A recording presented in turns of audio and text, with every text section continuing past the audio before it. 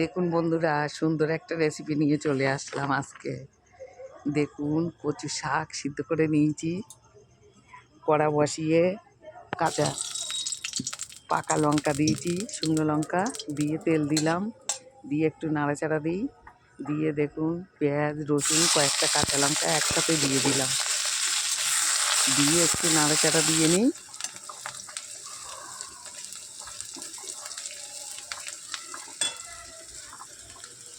দেখুন এবার কচু শাকটা দিয়ে দিচ্ছি। সুন্দর খাবার, জানেন তো, খুব ভালো লাগে কচু শাক, সবসময় পাওয়া যায় না। এটা আমাদের বাড়ির কচু শাক, জানেন তো। কতগুলো হয়েছিল রেখে দিয়েছিলাম, বলি বড় হোক তারপরে খাবো। দেখুন হলুদ দিলাম, হলুদ দিলেও হয় না দিলেও হয়, এটা আমি একটু দিয়েই দিলাম।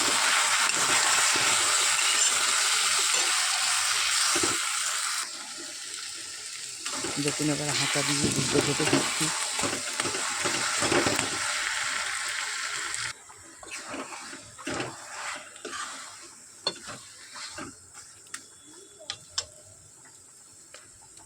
এবার দেখুন টমেটো দেবো। কচু শাকে টমেটো দিলে হেভি টেস্টি হয়, জানেন তো। যদি বাবা গলা মুখের মধ্যে এপাশ ওপাশ করে কচু শাক, জানেন তো, গলা চুলকোয়, যাতে না চুলকায় তার পজিশানটা বন্ধ করে দিলাম। হ্যাঁ, এবার ঢেকে দিলাম দেখুন কচু শাক দিয়ে।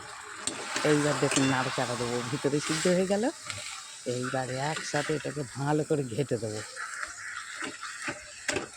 ঘেঁটে না দিলে মজবে না।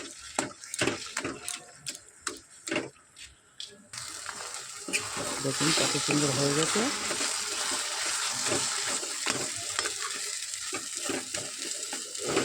একটু হাঁটা দিয়ে বেশ নাড়াচাড়া দিয়ে সবাইকে ভেঙে চুরে একসাথে করে ফেলবে।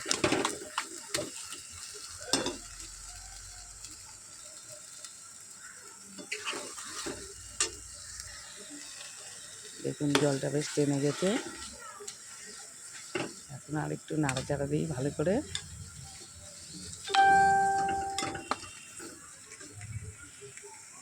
দেখুন আমি সামান্য মিষ্টি দিয়ে দেবো, একটু চিনি না দিলে ভালো লাগবে না, মিষ্টি না দিলে।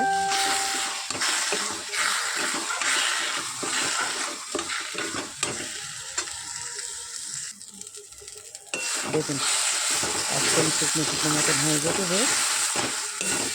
দেখুন সাইডে একটা প্লেট নিয়েছি, এবার আমি তুলে নেবো। ভিডিওটা বন্ধুরা সবাই দেখবেন, ভালো লাগবে আপনাদের, আমারও ভালো লাগবে।